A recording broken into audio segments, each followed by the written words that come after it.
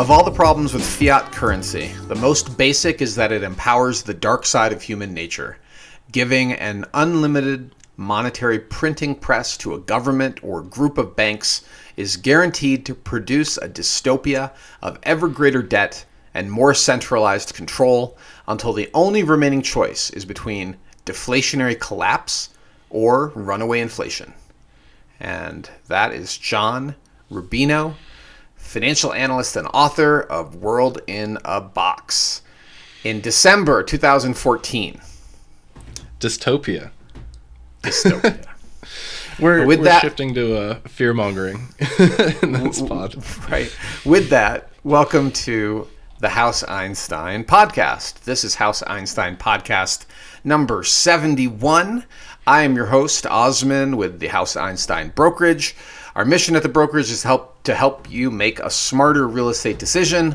On this podcast, we are here to entertain you, although we may discuss real estate matters, particularly those that affect the Front Range of Colorado.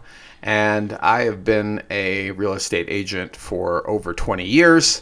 And prior to that, worked in the investment world before creating the House Einstein Brokerage. And with me is Hamish Crab. Hello. Oz, I think you had 26 years according to Zillow. So I'm not trying to count the years. Trying to age you. Yeah. I'm not counting the years. Thank you though for calling it out. That actually is probably right because I was licensed for a couple of years before moving to Boulder for the second time, and that sounds right.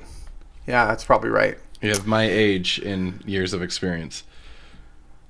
Thanks, Hamish. I'm Hamish. I'm here to date Osman. That's great. Makes me feel great. Thank you for. And on that note, bringing that up. On that note, we would strongly advise that you don't make any real estate decisions based on what you hear. This podcast is entertainment, and in fact, you shouldn't make any sort of decision whatsoever on anything important based on what you hear in this podcast, i.e., don't sue us. But if you'd like to learn more about the House Einstein Brokerage and you have a specific real estate issue, we are more than happy to help you. You can find us at houseeinstein.com. That's right. Now we're topics.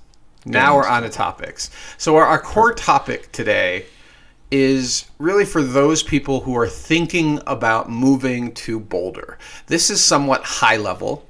We often get very granular, but in this podcast, we're going to go high level because there's often a bit of confusion that people have when they're thinking about moving here between what is the city of Boulder and what is Boulder County, and then plus all these L's, Louisville, Lafayette, Longmont, Lyons. How do those communities fit in to the bigger picture of Boulder? And what are the common perceptions and in some cases misperception of these local markets? And if you're just thinking about moving here, this podcast is for you. This should help educate you a little bit about the landscape of Boulder real estate. I'll say too, if you're living in Boulder and you're listening to the podcast, we'd love to hear your take. Where do we land? Do you agree or disagree? We've got chapters down the bottom if you just want to skip to the meat and potatoes on the YouTube, actually on the podcast as well. But yeah, I'm curious to see the response from this one. Hamish, it's Boulder. They're skipping to the kale and broccoli. Yeah, you're right. That's pretty good. And that is another misperception of Boulder, that everyone here is a vegan and that it's also sunny all the time. It's a progressive liberal oasis in a red state. There are all these different prejudices and perceptions that we're going to get into. And I will also add a little caveat. When you're talking about things like perceptions and prejudices, there's no clear data that this is actually the way most people feel. But at the same time, it's pretty obvious to those that have been in this community for a while when they stumble into these types of prejudices and perceptions and misperceptions of the various communities on the Front Range. And so I've often said it this way, and to our clients who are thinking of moving here, that it's a very bright blue population from Denver north but it also can get a little conservative as you head a little to the east, to include Greeley into this, and Fort Collins. And say Weld and if County. You had, yeah. And at Weld County, you'll see a lot of Trump signs. There's a lot of political conservatism in that area. And as you head south, the center of your community might tend to be more religiously affiliated. Like you see a lot more religious institutions and larger churches and other types of religious institutions as you head south from Denver. So if you're looking to fit into the community that you want, and Boulder feels like a good fit, this podcast should be helpful to you as you kind of think about how does this work. And of course, you've heard Boulder is an expensive place, and we've talked about market data in every podcast, so we don't need to go specifically into it. But the city of Boulder is dramatically more expensive, valued much higher, if you will. Let's not give away too much. We've got some other topics first. Yeah. Oh, that's true. That's true. Oh, we need to walk through the route. I thought we were just good point. Good point. We're not jumping right in. Yeah. Hold on. I was jumping right in. Good point, Hamish. But so listeners got a good taste there. This podcast is sponsored by House Einstein. We serve buyers and sellers in Colorado, focusing on Boulder, Denver, and several mountain resort towns, including Breckenridge and Winter Park. Our mission is simple: help you make a smarter real estate decision. You can learn more at houseeinstein.com or our YouTube channel, where you'll find videos on neighborhoods, specific listings, and much, much more. Yeah. Okay. We're also going to touch on a little bit of shameless self-promotion for our clients. We have lessons from sales of the week. There are 5 properties we're going to try to get through. We're also going to be talking about the Rocket Mortgage announcement of its acquisition of Redfin, the $1.75 billion acquisition, and our hot take on how that might play out, who may benefit, who may not. We're going to talk a little bit about a theory of what may be coming for the housing market in the second and third quarter based on all of the stock market volatility, the tariff wars happening, as well as the potential for lower rates. Yeah. We're going to talk about Agenda Item 8A for the City of Boulder Council from last week's very exciting topic that we did some prep for, so now you're forced to listen to it. But you're not forced to listen to the full 2-hour long YouTube video on what happened in the city council meeting. I will add, though, by the way, Hamish, when I was listening to it, I turned the speed up to 2x on the video. It was normal speed. and don't take this the wrong way, Mark Wallach, but you sounded normal. And then I turned it on to normal speed, and I couldn't believe how slowly you were speaking. It was very interesting to hear you double speed, not double speak. Yeah. So, and then we'll wrap up our podcast with our usual segment on carve-outs. Yeah. Where Hamish and I discuss things often that have nothing to do with real estate, just because they're top of mind. And coincidentally, these actually do relate to real estate. So look at us. Gold stars. Gold star. All right. Where did we leave off on the closing table? The closing table, by the way, is kind of our jeweled segment in the podcast. This is where we really drill down on the focus topic and get into kind of... We're doing a high-level subject, but this is where we discuss the nuances and maybe the more specifics of the podcast. Would you agree? I agree. That's our core topic. That's probably what you came here for. Although maybe you came here for sales of the week, or maybe you want to hear our hot takes on the news. But our core topic today is really diving deep into how buyers might perceive Boulder as they consider moving here, and things they may not know about Boulder. And I admit that I was caught quite off guard living in Boulder when somebody told me that Boulder had a long history of racism, and that I had never experienced direct racism in the city of Boulder at that point. I mean, I think there's subconscious prejudice that people experience all the time, like unintentional, just automatic subconscious types of prejudice that occur. It's called implicit bias. That happens. But compared to where I grew up in far upstate New York, Boulder didn't occur to me as racist at all.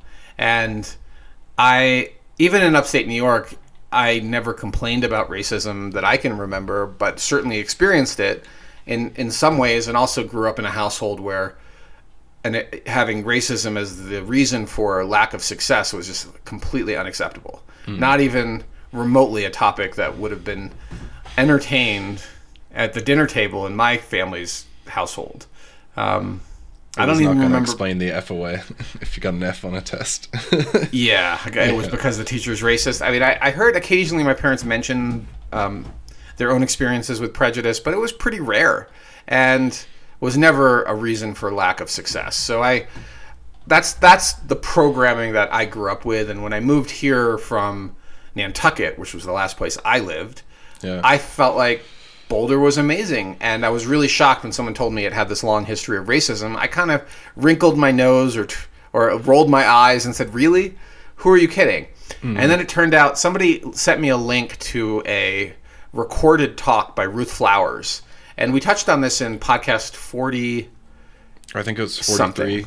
I'll link it in the description. We've talked about it before, and it's worth revisiting. If you have not listened to Ruth Flowers talk, you should actually do it. She was a professor, an African American woman who I believe was born in Colorado and moved to Boulder at a young age, whose parents experienced all sorts of prejudice and racism.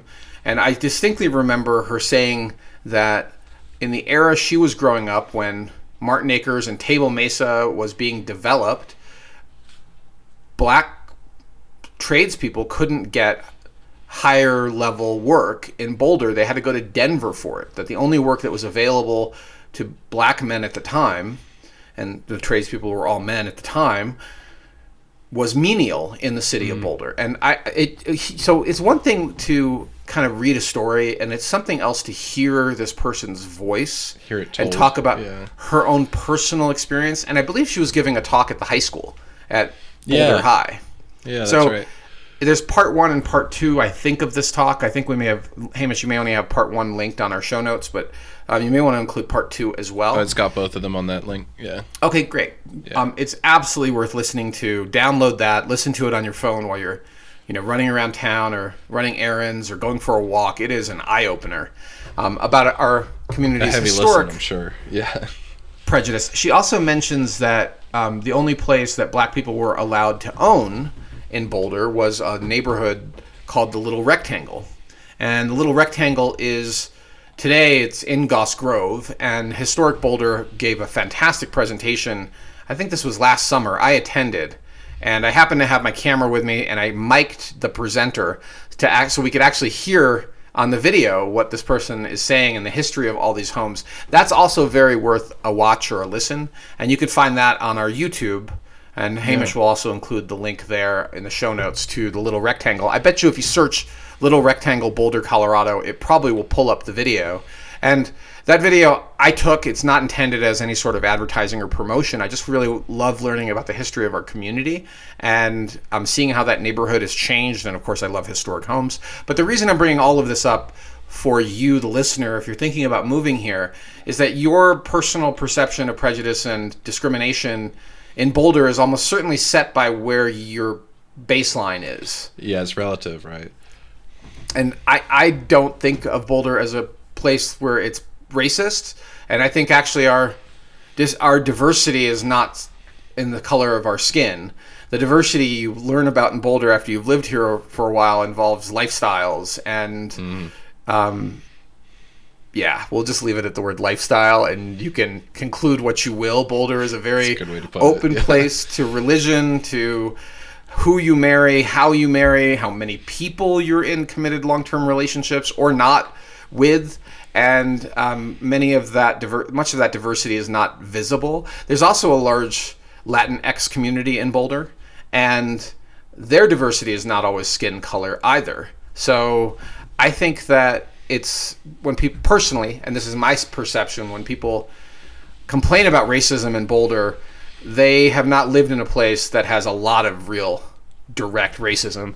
And yes, Boulder it tends to be pretty white, and that is undeniable, although I obviously am not, but Boulder is perceived as Colorado pretty white. In general has that kind of, I hear people saying that.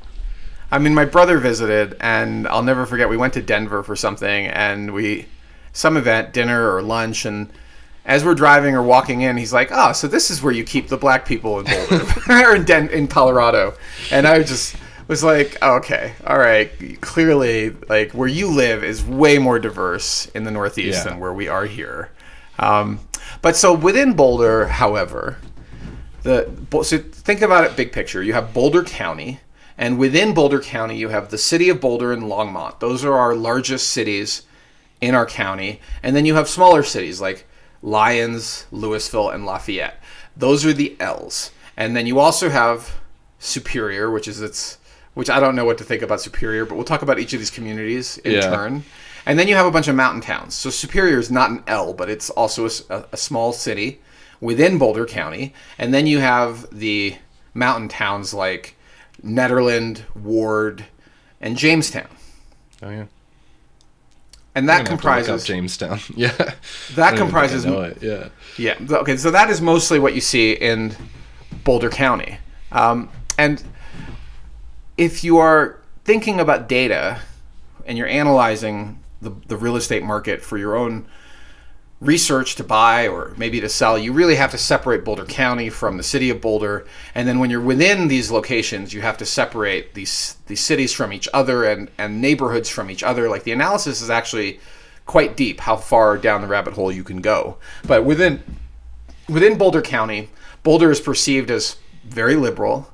And if you run around Colorado elsewhere and you tell people you're from Boulder, you will get a reaction. And what's that reaction, Hamish? Oh, if you're from Boulder, you're definitely like screaming left liberal. That's your basket that you're going to be lumped into. Yeah. They automatically assume that's your politics, that you drive an EV. 10 years ago, they would have said you drive a Tesla. Today, they would look down on that. But it's EV. Today, you drive an EV, that you have solar panels on your roof, that you wear organic hemp clothing, and that you're a vegetarian and you vote hard left on everything. Dreads. Yep. Possibly dreads, right? You might be a white person with dreads and you smoke a lot of pot. Although some of this is it's sort of transitory. It's changed over time. Mm-hmm. Like Boulder used to be perceived quite conservative in the 50s. If you looked at our city council during that time period, it was extremely Republican. And then gradually it became much more liberal. We have had many people of color who have served on city council. We've had a black mayor. We've had, our community is changed over time, but it no longer is considered. For a long time, the perception was it's very hippie in the city of Boulder, and then that pretty much died about 15 years ago. Like today, it's not. I think it's there are some old hippies still here. 100%, they are still here, but they are probably in their 60s, 70s, and 80s. Because the generation that has been moving here for the last 20 years tends to be fairly affluent, tends to be entrepreneurial, investment professionals, educational professionals too, startup people. I mean, that's Googlers. Apple and Google are here. X is here. We have lots of tech companies, also lots of biotech companies and defense companies that are within Boulder County. All of that is present in our community today. It's not a bunch of kumbaya hippies smoking pot and sleeping out under the stars and founding Celestial Seasonings, right? Like that is sort of the vibe of Celestial Seasonings story as an origin story. It totally is, yeah. Right, like even their boxes look like that story, but today it's a whole different city. It's not a hippie city. I think the hippies, like the hippie kind of perception, came about probably during the 70s, right? With the hippie revolution, I'll call it. It's definitely not that, but that's probably when Boulder went super crazy on that. But you're totally right. Like 15 years ago or so, I could get some flack for using the term, but I think of it like a Silicon Valley light at this rate. It's very kind of techie, it's very affluent. It's the techie affluence that kind of has the I want to put it's got kind of a California feel to it. Absolutely. Yeah. And these are our opinions as well. Like I'm just we're gonna need to say this again. Yeah. We're probably offending somebody and misrepresenting something here, but that's just life. And what's interesting about delving into the history of the city of Boulder is that the hippie invasion in the 60s that maybe continued in the early 70s, there was like meeting after meeting in front of city council about these hippie kids doing drugs, passed out on the street, down and out in Boulder, and what are we going to do about it? And it was a lot of hand clenching, but also violence in the city of Boulder regarding the hippies. It was, and you'll find people talking about that time period at the Carnegie Library records. That's a great place to research some of that. It's also an eye opener. So the prejudice wasn't just for people of color; it also was for people with alternate lifestyles in the '60s. But gradually, they took over. Boulder became much more liberal. And then the latest transition has been much more elite, technical, tech-oriented, more like a California city. And of course, more time, let me say we're feeling this, okay? Yeah. This is not... We are feeling you the news on this one. This is the perception. This is not necessarily reality. I've had neighbors and lived next to retired teachers. I've lived next to people that are current teachers in elementary schools. I've also lived with and close to people that are editors, and I mean, you name it. They work in so many different professions. Many of researchers. So we have NOAA and NIST, NCAR, and all of those are currently targeted for budget reductions, and we're seeing some layoffs from those people. But those people are typically science oriented. We have a huge cadre of scientists that live in Boulder, and then the educational institution of CU dominates our landscape. And so there's so many academics and professionals, staffers that work for CU that are part of our community too. And the idea that it's all a technocrat society is totally wrong, but some people perceive that because it is changing, and we've had some pretty large investments by tech companies like Google and Apple to bring employees to live here because it's super high quality of life and it's far less expensive than most California cities that you would want to live in. Yeah, even still. So getting outside of, we're talking Boulder City. That's city of Boulder. So now let's zoom out and talk a little bit about Longmont, our second, or actually I think they're basically the same size. Longmont and Boulder are effectively the same size cities, and some of the perceptions are fascinating. So Longmont is far less expensive than Boulder, but it still has a historic downtown. I think it has a much larger middle class than Boulder does, and its city council doesn't seem preoccupied with sister cities programs or declarations on the war in Gaza. Like, they're very focused much more on practical matters like potholes and city services, but they also have a homeless issue in Longmont that they've struggled with and worked on correcting. And in my opinion, they are focused more on the municipal affairs of a community that is a large city for the size of Boulder County than the city of Boulder can be. But I also have had some personal experiences with prejudice in Longmont. It's the only city I've had somebody yell the N-word at me walking across the street. And at the time, that's a real story. It happened. Yeah. It was downtown, right on Main Street. And I'm pretty sure it was probably a 14 or 15-year-old boy who would be scared shitless to say that to my face. But in a passing vehicle, shout something stupid and racist, like, got a bunch of yucks, right? Like, that's almost certainly what it was. And I didn't even blink because I've experienced racism plenty of times in life. Yeah. But my wife was with me, and she was very upset. Like, she was upset for a prolonged period of time from that experience. And that made me angry because I wasn't actually angry until she was upset. And when she was upset, I got angry. Mostly at the stupidity of that kid.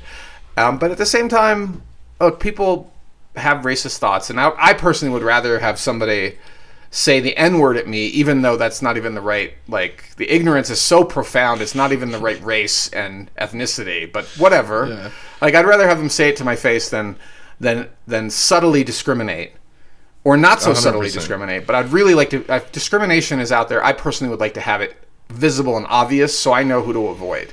And that's just my personal take on it. But I don't think of Longmont as a racist city. I think it was just one random kid. But I do know that Longmont has a broader middle class. It has a lot more Latino folks. It has more services, more businesses that are sort of Main Street oriented than Boulder does, the city of Boulder, because it's far more affordable. Rents are far less expensive. Yeah. and the old town is beautiful. It looks like Mapleton It's really Hill. cool. They did a great job with the old town. I've been up there a few times for a few things, and it's pretty. Do you remember the turkey processing plant? I don't. I think I've driven past it, but I don't. It's now gone, but for many decades there was a large turkey processing plant right downtown, right where the train tracks are, which makes sense for distribution. But that turkey processing plant would put out these really horrific smells that would blanket a lot of the historic downtown of Longmont on certain days and certain wind directions, and it was toxic, this smell. And so that used to be a thing, and then Butterball took over the turkey processing plant, changed what they processed or how they processed, and the smells went away. And then more recently, the city bought that land, demoed it, and put up a whole bunch of high-density housing in that location. So there is no longer a turkey processing plant. But for those that have been in this community for a long time, that smell is seared on our brains. And that's so your perception. I'm pretty Part sure of that's it, that perception of Longmont being kind of, I mean, I've heard it called Longtucky. I love that. Kind of, which I think is kind of funny. And you also in Longmont will see bumper stickers that say "Don't Boulderize Longmont." Yeah. Right. So there's definitely, I would say, a larger percentage of mid and maybe to the right individuals that live in that community politically. And maybe there's a little bit more faith-based, social connection, social. Good way to put it. I know what you mean. Your nexus for socializing, your circle of people that you live your life with, are probably more likely to be faith-based in Longmont than Boulder, but not entirely. Boulder has plenty of churches and synagogues and mosques too, but plenty. I get the sense that it might be more central to life in Longmont than it is in Boulder. And what I can tell you is this: I have helped many people move to Longmont from Boulder, and I've helped a few people move to Boulder from Longmont. And I've never had anybody move from Longmont to Boulder and then move back to Longmont. But I've had people leave Boulder, buy in Longmont, and then eventually come back to Boulder. Oh, no. And part of that is the nastiness of commuting on the diagonal. So quite a few years ago, my wife and I bought a house in southwest Longmont, and part of the investment thesis was this will be a great rental house. You know where the house is, Hamish. You've been there many times. It's a good spot. Yeah. It's a great spot, except the commute on the diagonal is horrific. And at the time, my wife was working in Broomfield, and this additional distance of the diagonal was adding at least 30 minutes, if not 40 minutes per day to her commute.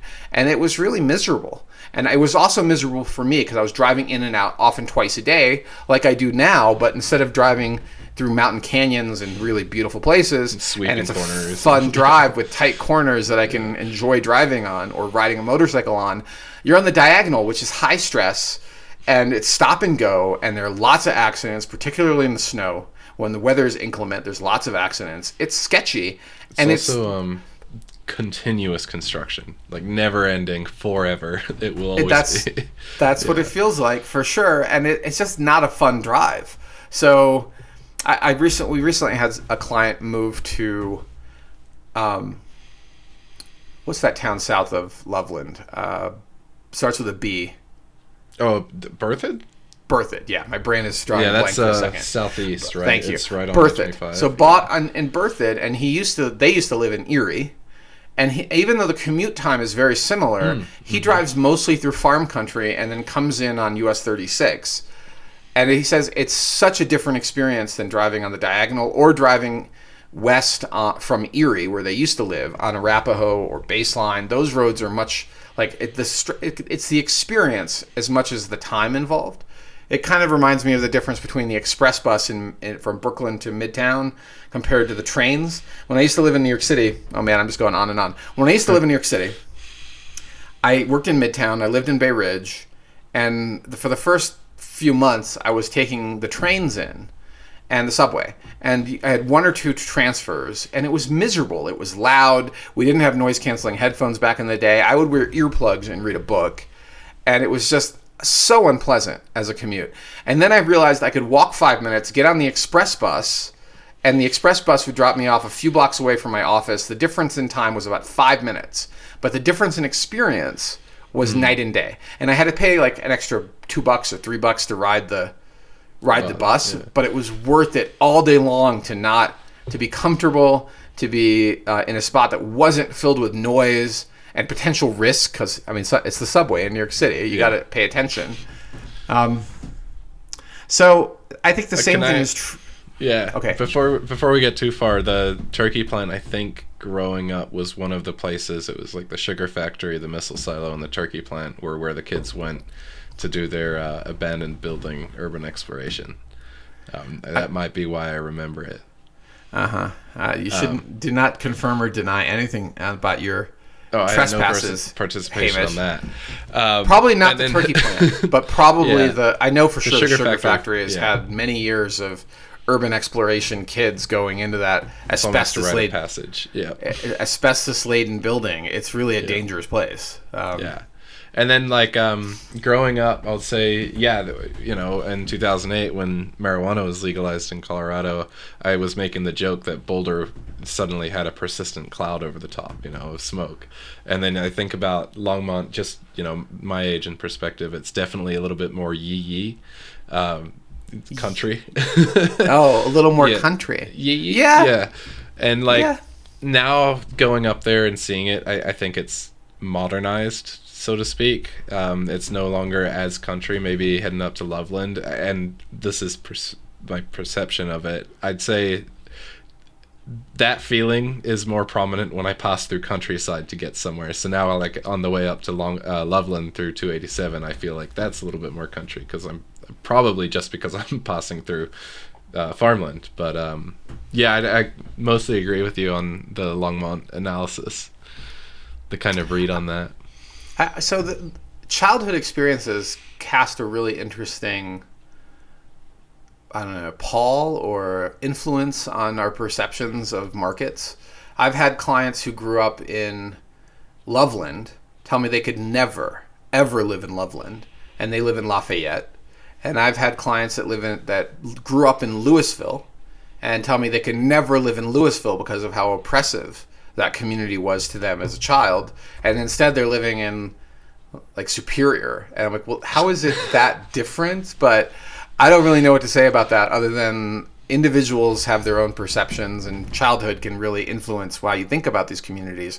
Longmont, and just for the record, Longmont is a fantastic place to live, and I think there are certain neighborhoods I would prefer to encourage my clients to consider, because I think they are better in terms of their commute time, in terms of their cohesiveness as a neighborhood. So Southeast Longmont, Old Town, and shout out to Prospect are the places I personally would want to live in. But there are lots of other great places to consider, and where your nexus of community is, where you go all the time, may influence where you work, and where you drive every day may influence your choice. There are very good schools in Longmont, and there are not some great schools in Longmont. There are areas with higher crime, and there's areas of lower crime. And just like in Boulder, if you're shopping in Longmont, you really need to drive through these communities with your agent or without, and start to get to know them to make an intelligent decision. But don't discount the experience of commuting on the diagonal. That is very huge real impact to happiness for our clients, and that I myself experienced. So I could speak very directly to that. And also there's some weird little nuances, like the Twin Otter that takes off at the airport, particularly on the weekends, and the noise that aircraft makes, and how often it's running flights up and down for the skydivers. That there are other local factors that you do need to know about and think about when you're buying. And if you're not being advised on this by your agent, then you need to get a better agent that can help you navigate some of this. Because there's a lot. Yeah. Right. Where are you going to find those people? So what else is out there? Well, should we jump into the Superior Louisville enigma? Well, I'd like to talk about Niwot, and I'd like to talk about hygiene, and I'd like to talk about Lyons first. Let's stay to the north, and then we'll go to the south. Let's start with Lyons. So Lyons has often been perceived as the gateway to Estes Park, and Estes Park being Rocky Mountain National Park, the primary attraction in the city, right? That's how people perceive Lions. But Lions has been working really hard to improve the restaurants, the businesses, the sidewalks, the downtown experience, so that Lions is more than just a stop on the way to Estes. And I think to some degree in the last 20 years, they are achieving that. And Lions is its own thing. I can also tell you that with small towns, small cities like Lions, the communities are much tighter knit. And some of the people I've helped leave Lions have told me that it's the type of place where everyone knows everything about you and your business. So you may want to keep that in mind with Lions, because there's some downsides to really small cities. But I think it's a cool place. We've helped buyers, and we've helped sellers. I even worked on a commercial consultation in 2005 on Lions for an owner who wanted to evaluate whether to keep or sell their property that was a commercial property on Main Street. Cool. It's a cool place. I think that it might feel a little small for many people that are moving here. It's definitely on the smaller side, yeah.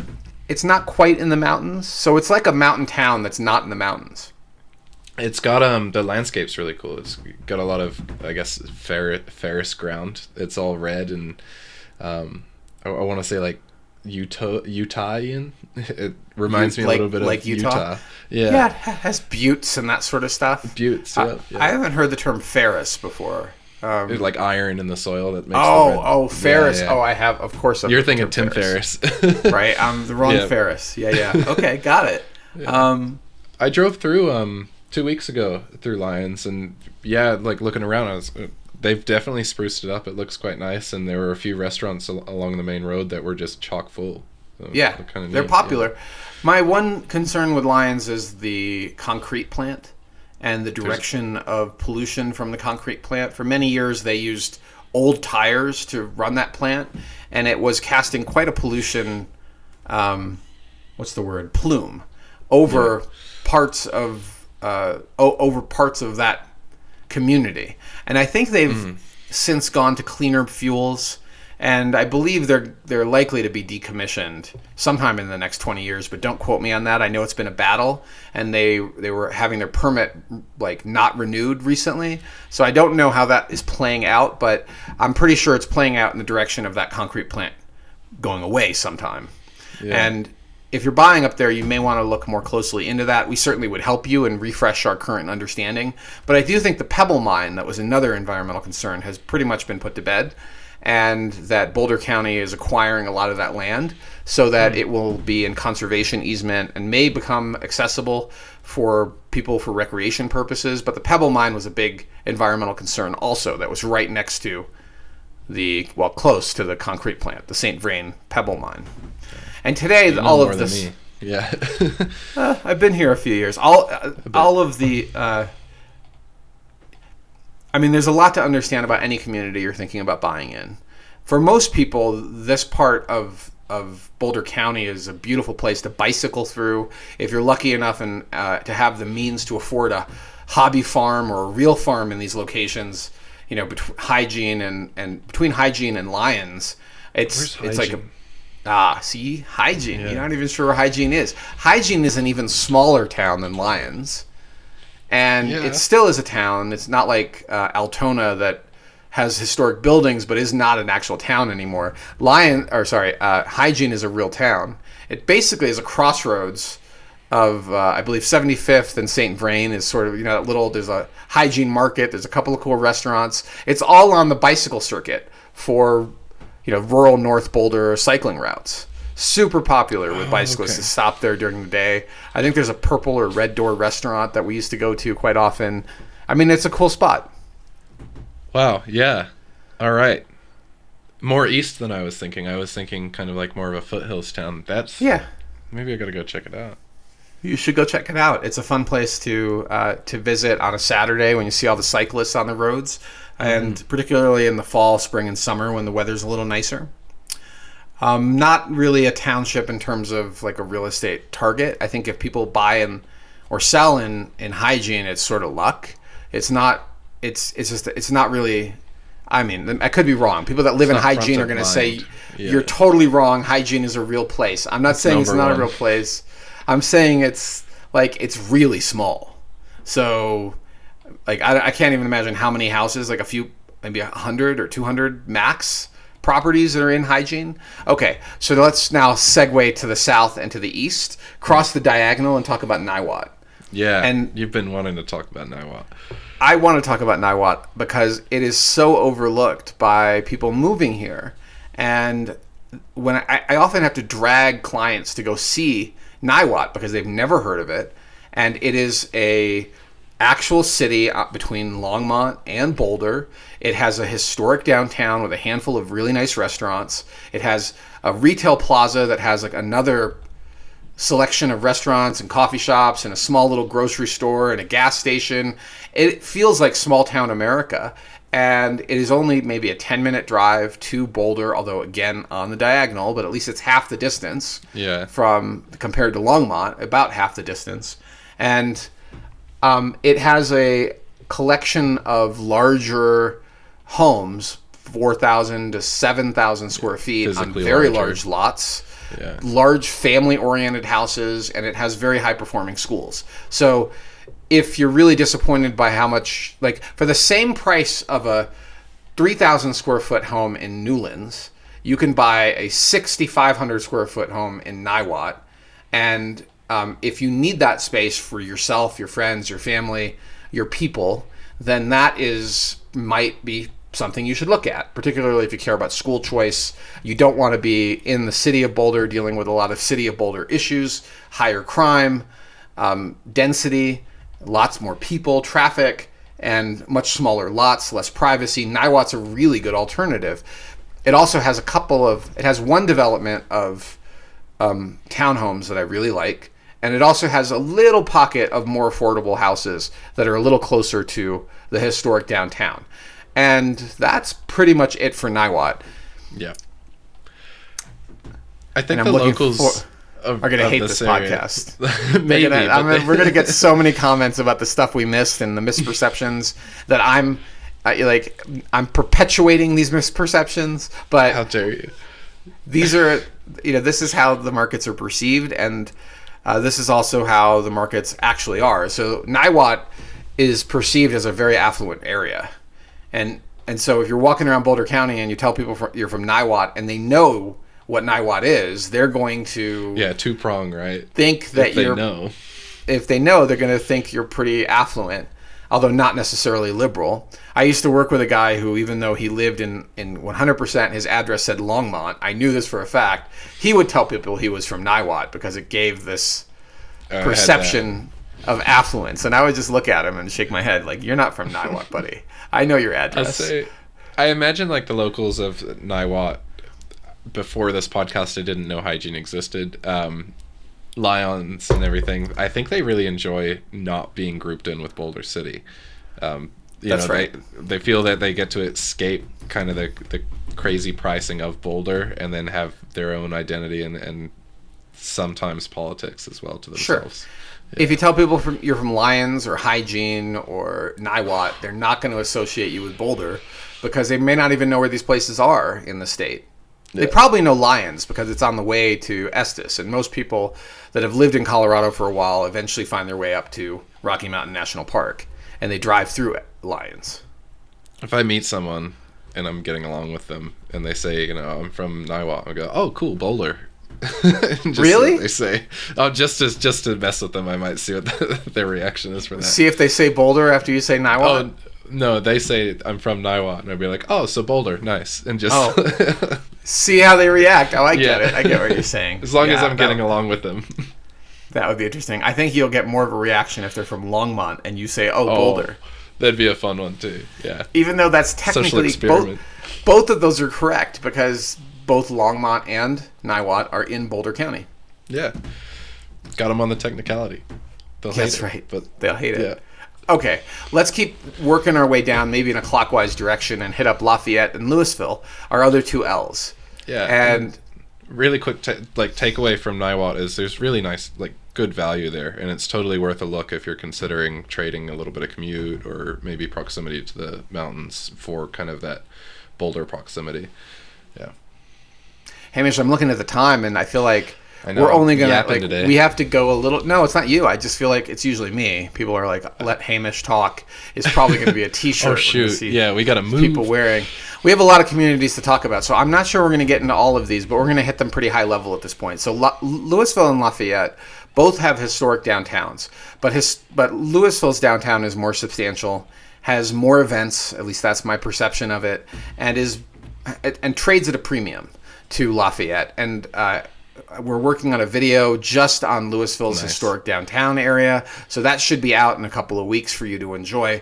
Lafayette is probably what will be on our table next, is to talk about Lafayette, but it's a little bigger than Louisville. It includes, well, that's perception. I think of it as a little bigger than Louisville. I don't know if I'm 100% sure.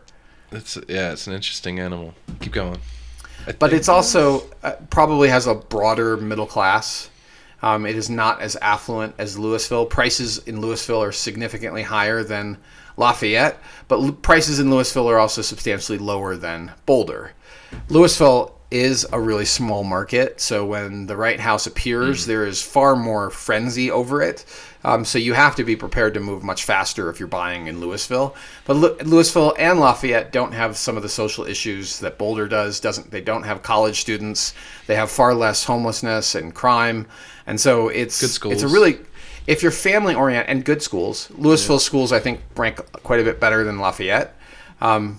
And if you have family and you're not affiliated with a university, you might be quite a bit happier in Louisville or Lafayette than the city of Boulder. The one big trade-off, though, and this is why a lot of people move here, is proximity to the mountains. And that is something that Boulder offers. You can be on dirt trails within... It trumps it, yeah. It really is like within minutes you are in absolutely stunning, beautiful mountainous terrain, hiking or whatever, cycling. It's absolutely stunningly beautiful. And so there's also absolutely beautiful open space throughout Boulder County and in these cities too, but it isn't mountainous. And so that is a big deal for a lot of people moving here. And if Boulder is your choice, Boulder is also our bread and butter, the city of Boulder. Yeah. I'll say, like, interesting you bring up, and I know time. Lafayette, do you know of any open space that's great? I know Louisville's got a ton, but I'm wondering is that a distinction on its own almost? Well, doesn't the Coal Creek Trail go right through to Lafayette? I think I've ridden my bike right to it. I don't spend a lot of time on the trails in Lafayette, but I'm sure there's plenty of open space around Lafayette. Yeah, I know a ton in Louisville, but maybe my knowledge is just lacking for Lafayette. Let me know, locals. Put it in the comments. All right, so let's keep moving south and hit up Superior. See what Hamish has to say, since he has some thoughts on Superior. Yeah, it's first off, who named it? You know, there's a bit of an ego there, unless it was something like Louisville was named after a German coal surveyor.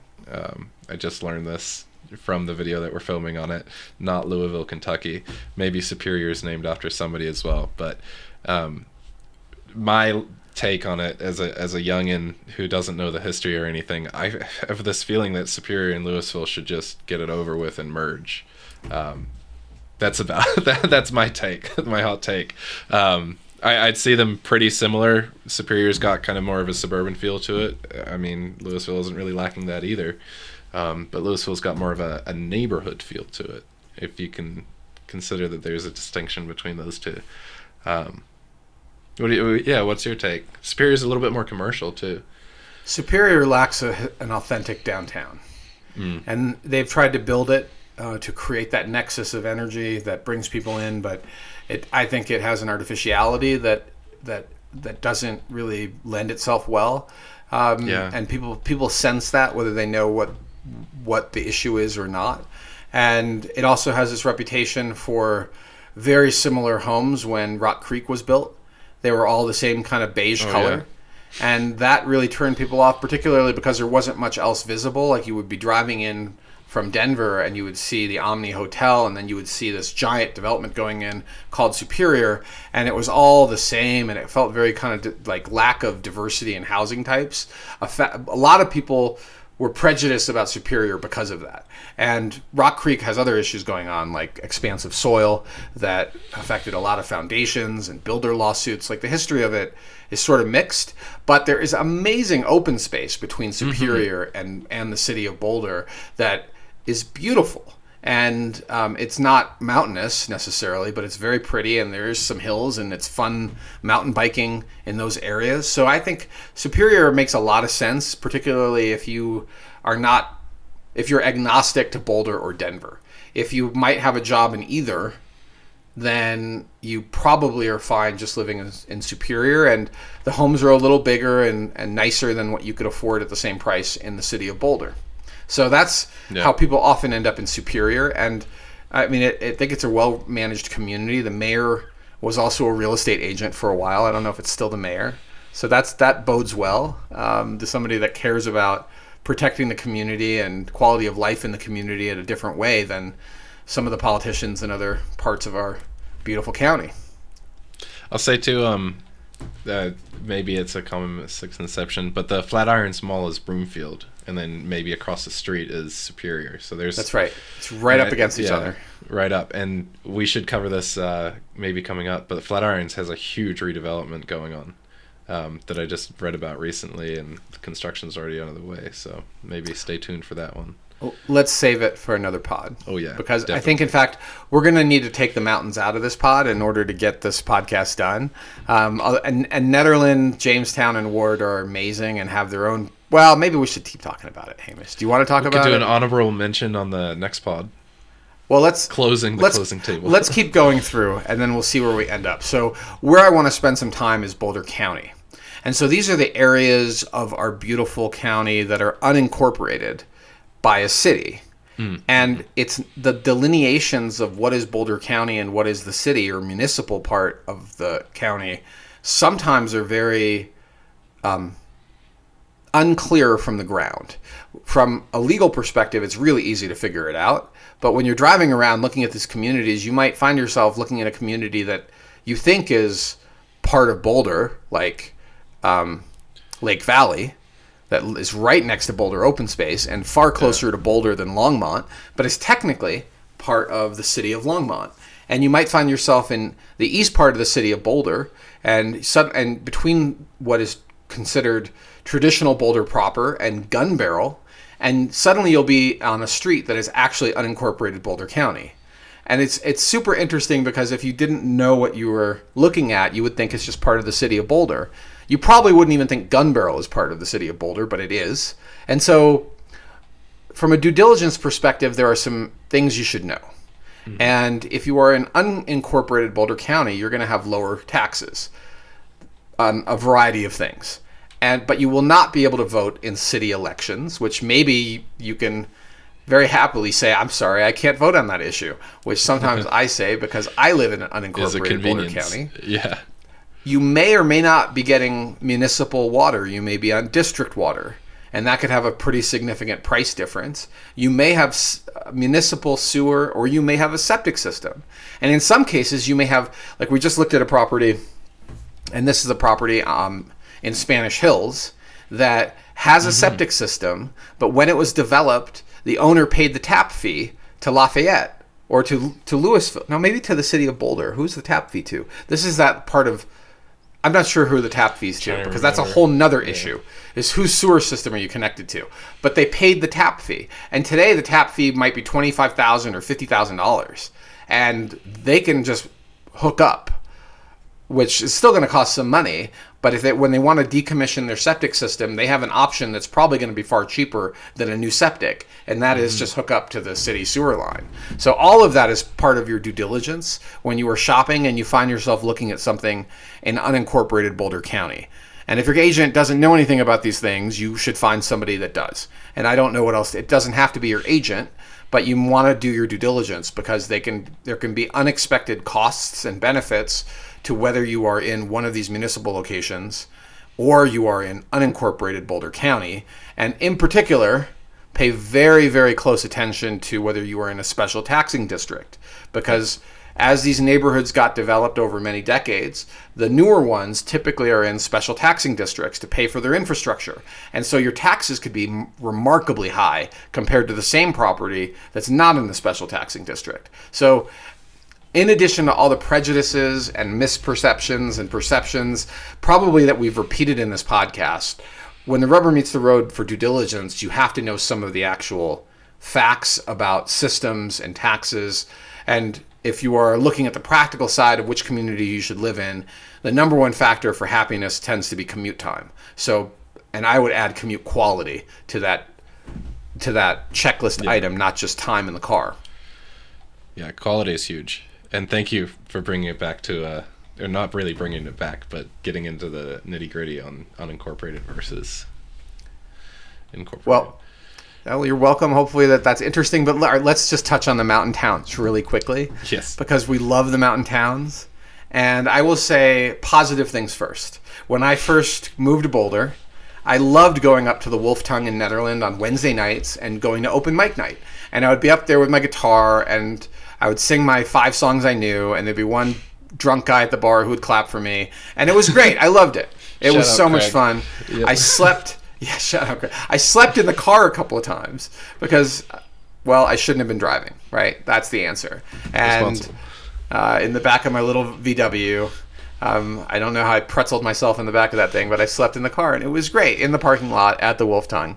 And over the years, Nederland has shifted from being a little more hippie. So when I was there back in the early 2000s and going to open mic nights, I heard this rumor that half the town moves out of their rental housing in the summer and into the woods. And I couldn't believe it until I started talking to some of the people at that bar who did that in Nederland, who would leave their rental housing for the summer, go live in a tent in the summer in the woods. And there was one guy in particular who it's a different story. I don't know if it's a story that's okay for the podcast, but a guy I met who lived in his teepee year round in the national forest, and it was hidden.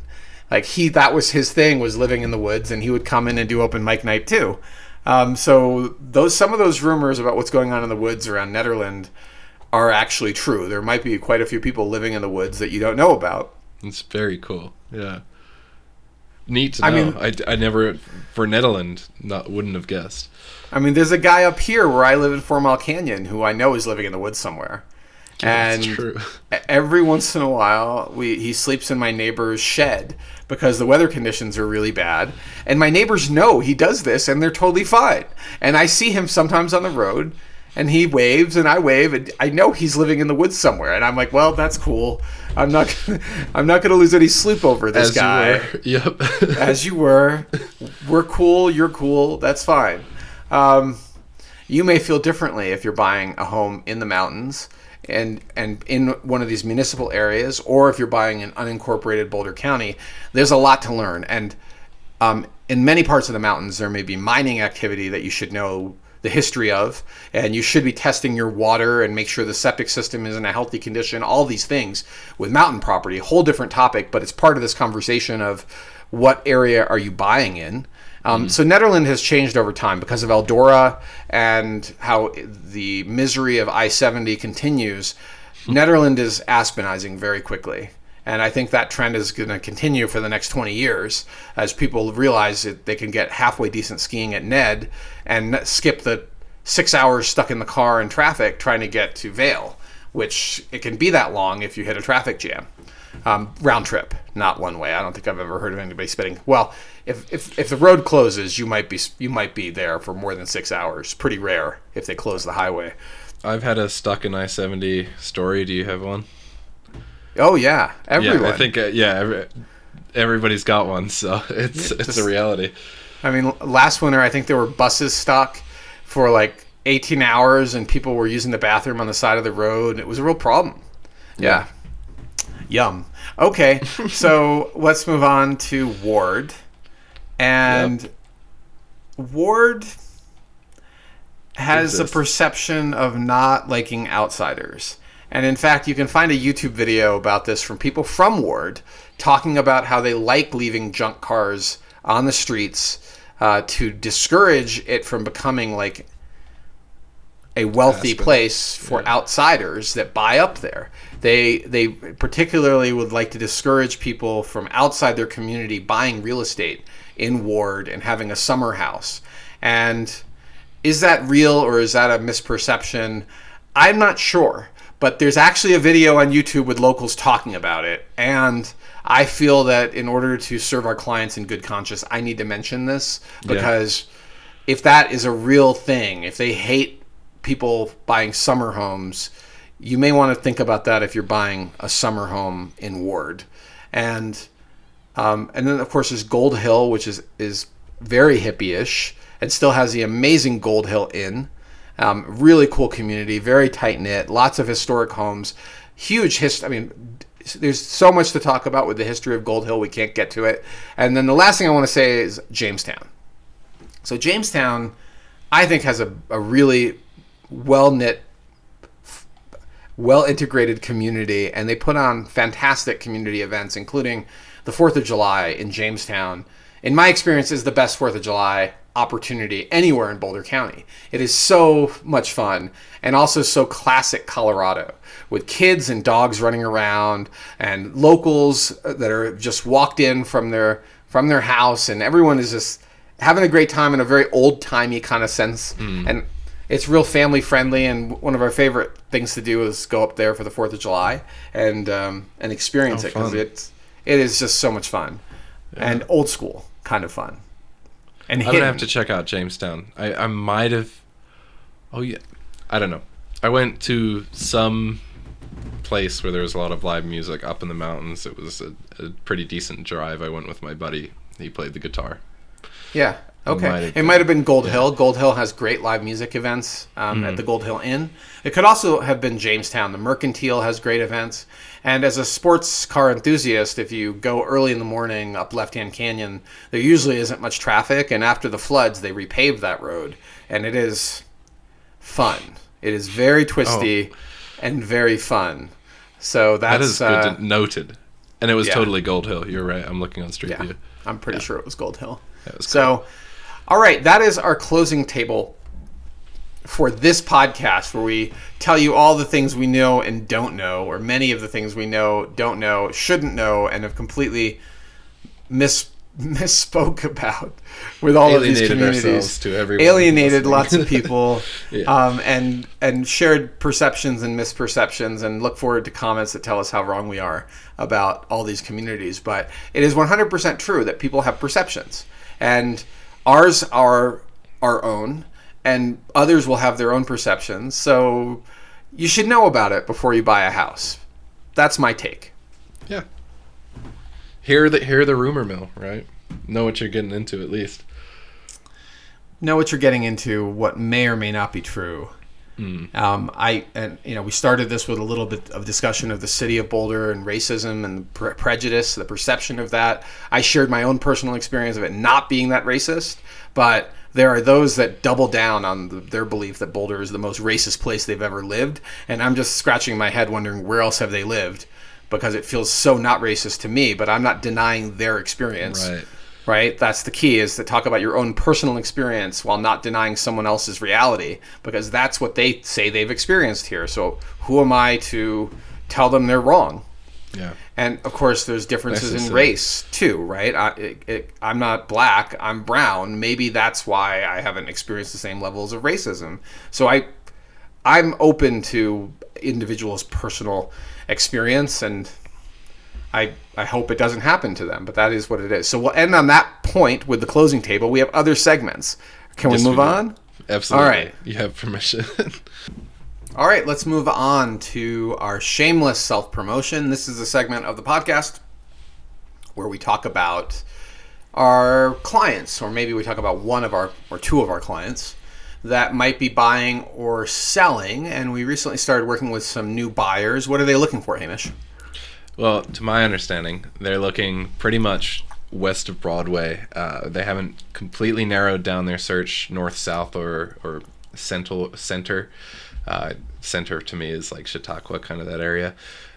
My inclination is that they would really enjoy either the Chautauqua neighborhood or South Boulder, and we urge them to go check out some of the recreation in South Boulder. That's their primary driver. Young family, so they're looking for a little bit of some extra rooms as well. 4-bed minimum, but yeah, they're looking to get out and recreate. They're coming from out west, and Colorado's famous for the trails, Boulder specifically. I mean, we just talked about that in the last segment. I think they'd love to see a lot of hiking and possibly some rock climbing too. That's yeah. And so we have location.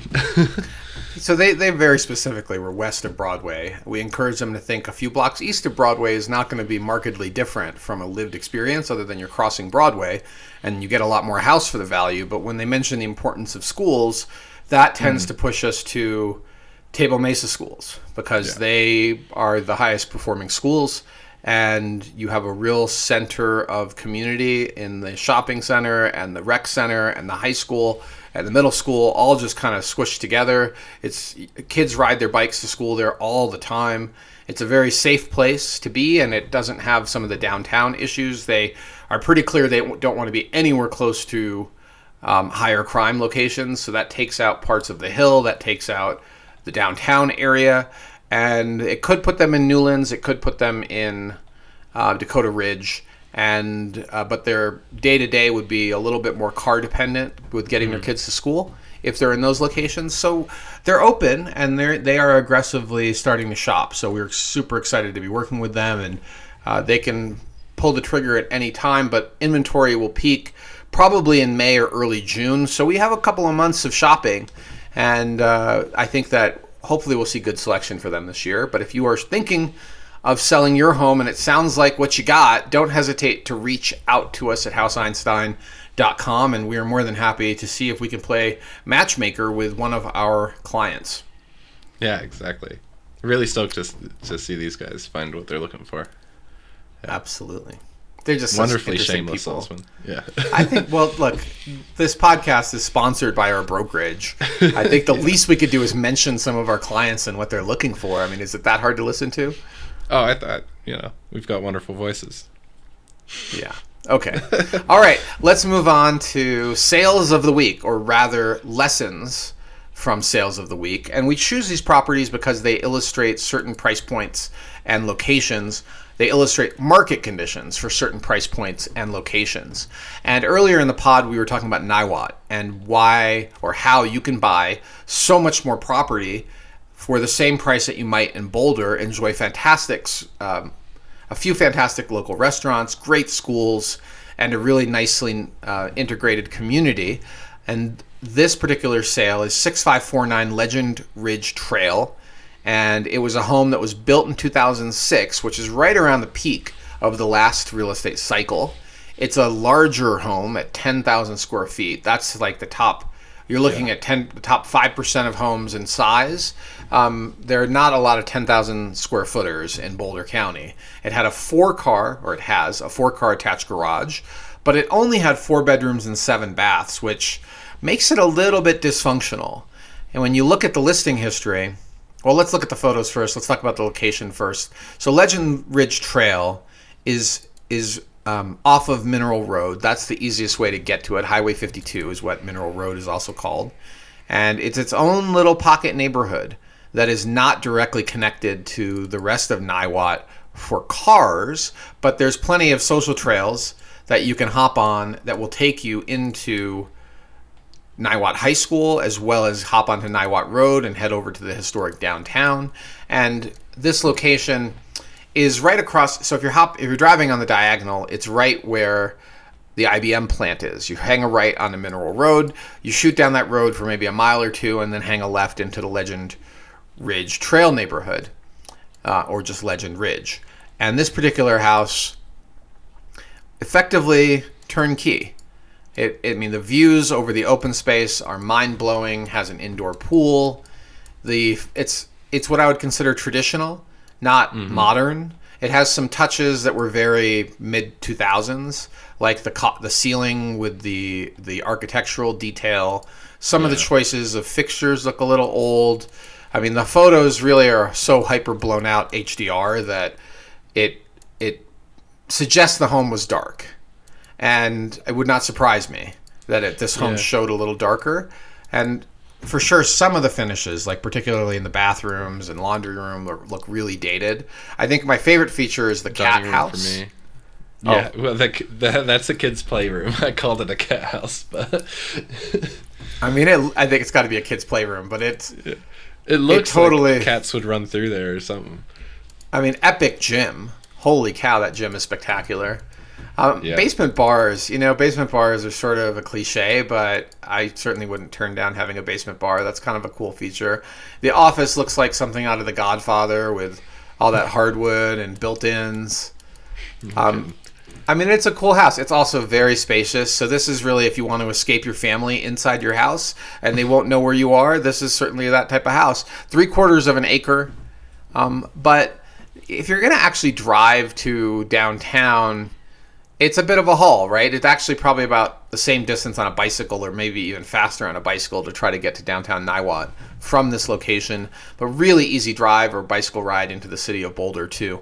And then listing history. So let's talk about that. It originally hit the market almost at $5 million, just under $5 million in April of last year.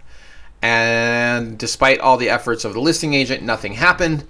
And 40 days later, they dropped the price by $500,000. So they dropped it from 4.985 to 4.495. So just under a $500,000 reduction, which is huge. But nothing happened. And the property sat on the market all the way through to just before Thanksgiving, and nothing changed. The listing itself expired in January, on January 31st of this year. Now, even though it was expired, I don't know if you remember the former podcast where I was encouraging people to look through expired and withdrawn listings. Well, that's what happened here, because the property went under contract in expired status state. It went from expired to active backup, which means under contract. That occurred on February 2nd, and it sold on March 10th for $4 million. So a very large reduction, almost a full $1 million from the original list price. And I think the owner got themselves a fantastic deal. It's under $400 a square at the closing price, which you can't build at that price. You can't even come close to building at that price. And it's a turnkey home with a lot of functionality, and looks like it was very well taken care of, with really cool features like that amazing pool. And yeah, it's a little traditional inside, but the traditional aspect of it matches the exterior, right? It's not a modern house. So it works if you needed all that space. But the one big deficit, honestly, I can't get my brain over, is only 4 bedrooms. There's room to put more in, but right? It's so much for a 4 bedroom. There's so much space. I mean, it has other rooms. It has the gym. It has the study. It has the laundry room. But the kid cat room. It has the kid cat room. You probably could put more bedrooms in. I suspect you could reconfigure the interior and add another bedroom really easily. It's 10,000 square feet. Like, that is plenty of space. So you have to be able to put it in another bedroom somewhere. You oughta. Yeah. Yeah. No, cool. It's stunning view. Hamish, the other thing is, it's a 1-story ranch. It doesn't have a second story, so it is it's the basement. So the house is 5,000 square feet on the main, a little over 5,000 square feet kind of basement. I don't know if those numbers are exactly right. There might be slightly bigger main and slightly smaller basement. Yeah, the main is 4755. The basement is 4785. There's one more upper level, 488, that I'm not entirely sure what that is. Why there's an upper level that's distinguished from the main level. But anyway, we didn't see the house in person, so it's hard to say what exactly this layout is. Super interesting property, and it closed March 10th. Yeah. And in Newlands, you wouldn't be able to buy a house half the size.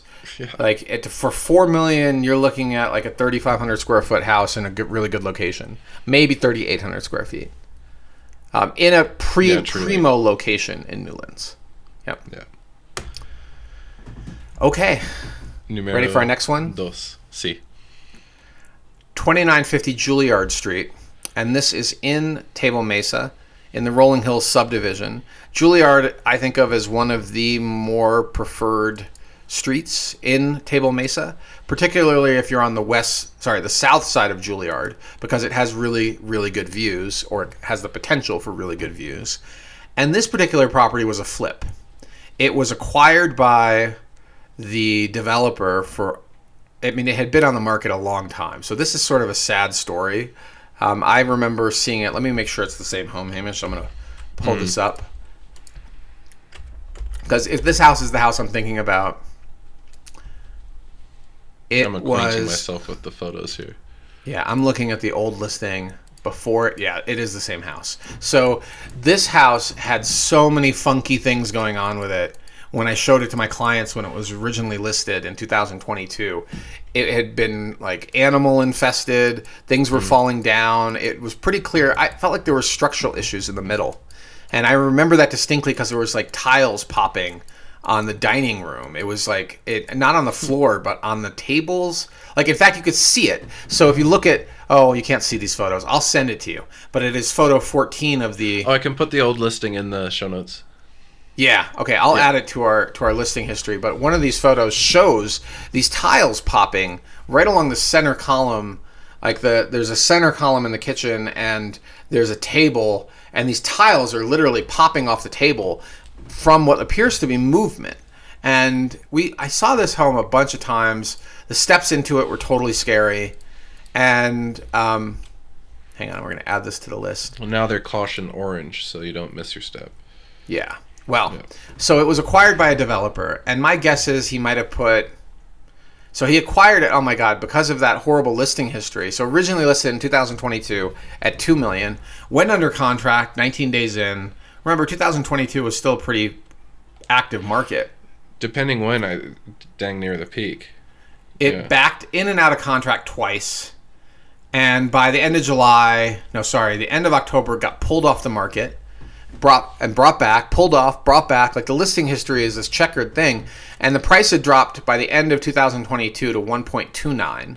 And then at the beginning of 2023, the developer acquired it for just under $1.1 million. $1,068,750 is what the developer bought it for. And from that closing date, so remember the date is February 23. Yep. So a little over a year ago, they worked on it and worked on it and worked on it. And by August, they were done. And they listed it last August at 2.5. We saw it. We had other clients, we know other agents on the team have seen it. And nothing happened. We were actually stacked right up against it as a competitor for one of our listings last fall. That's right. On Knox Drive. And we tracked it closely, and our listing we felt was way superior to this one, but very different in layout and function. They dropped it to 2.35 in October, and then they pulled it off the market at the end of the year. It was brought back January 13th, still at 2.35. Market this year has been much stronger than the fourth quarter. The first quarter was much better so far than the fourth quarter of 24, and it just sold for 2.265. So a couple thoughts on this house. One, I'm not a huge fan of black houses. I know they look modern, and that's one way people modernize an old-looking house. Yeah. But when they do that, they also have horrible efficiency. Like, you're heating the outside in the summertime to extreme levels, and this richness of dark paint is unlikely to stay that dark and rich, but it'll likely fade. But even if it doesn't, you're still making the home an energy efficiency challenge. And then overall, flippers, even though they touch probably every aspect of this house, they're in this for one reason and one reason only: profit. Mm-hmm. And so they tend to be thinking about cost decisions much more than quality decisions. That's their motivation. And even if this developer spent $1 million, which I doubt, they certainly had lots of room for profit. And I think that I would always be very, very hesitant, not particularly because of this developer per se, but any flipper, anybody that does this type of work, you want to look really carefully. And when they own it in an LLC, which is, of course, what the lawyers tell you to do, is don't buy this as a developer don't own it personally, limit your exposure to liability, in an LLC, it also makes me wonder a little bit, right? Like, if you're not willing to stand behind this house in the name of your company, and it's not any company, it's not this house, if you should look for a developer that really believes in their work. And if it was done by an owner like our listing on Knox Drive, it tends to have been done with a care and attention to detail towards quality. Like, the quality metric is much higher weighted than the profitability metric. Like, they're not thinking profitability with every decision they make. So ultimately, I think this is a great house. It's really cool. It's really funky. And it sold for $2.265, which should have resulted in a very nice profit for the developer. And they rehabbed a house that was really sick. So I'm going to give them credit for that. The home that they bought was really in bad condition. And this home, every aspect, probably taken down to the studs, is what I imagine happened with this house, or nearly so, to bring it to this level. You'd have to, yeah. I mean, they kept the roof line the same, right? But yeah, all points, I agree. I ended up getting distracted and looking at our Knox Drive listing because they were similar and listed at the same time. And yeah, ooh, they were competitors. Yeah, they were competitors. I would much rather have had the Knox Drive house than 2950 Juilliard. But 2950 Juilliard's still a great house. And you know what's interesting? Oh, no, I'm getting confused with houses. Never mind. Our next one is also on Juilliard. It's up the street. And yeah. It is 2740 Juilliard. And this particular home is a raised ranch with 3 bedrooms, 3 baths, roughly 2,800 square feet. The listing history shows that it was put on the market for $2 million in June. And then it went under contract in late June, then back to active status. The first deal fell apart. It went under contract in September, and that deal fell apart, and the price was starting to be reduced. It went under contract again in November, and that deal fell apart. And then it went under contract again in January, and that deal fell apart. And then finally it went under contract in February. And so we're talking about how many times? 1, 2, 3, 4 times. The 5th time was the charm, and it sold for $1.775. Wow.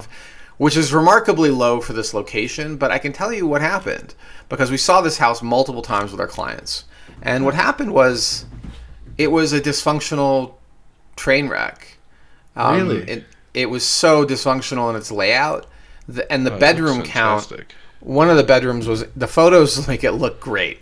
It looks so good. Yeah. Look amazing. But when you got into it, and you first climb up this super steep driveway, and then you get into this house, and it just feels funky and weird, and you can't really envision this layout for you or your family. It's just a really funky layout.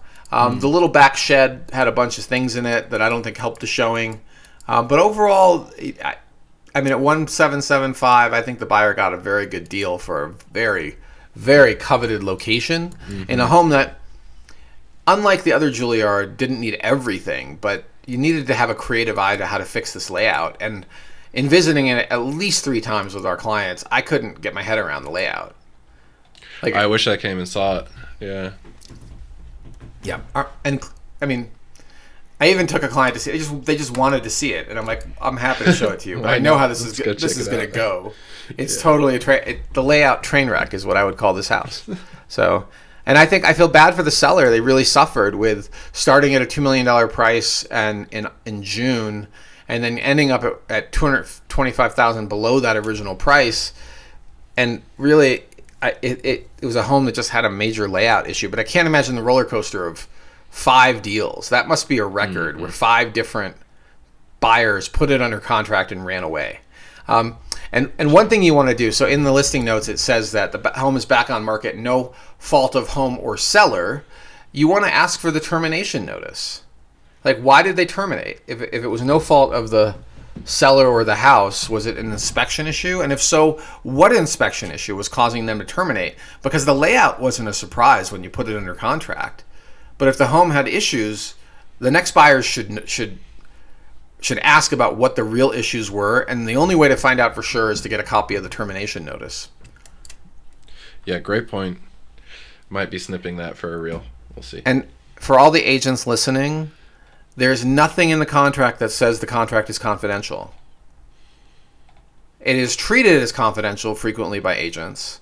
Strategically but last so. time, strategically so, but I can't tell you that. That's confidential is frequently what agents will say when you ask for things like the termination notice.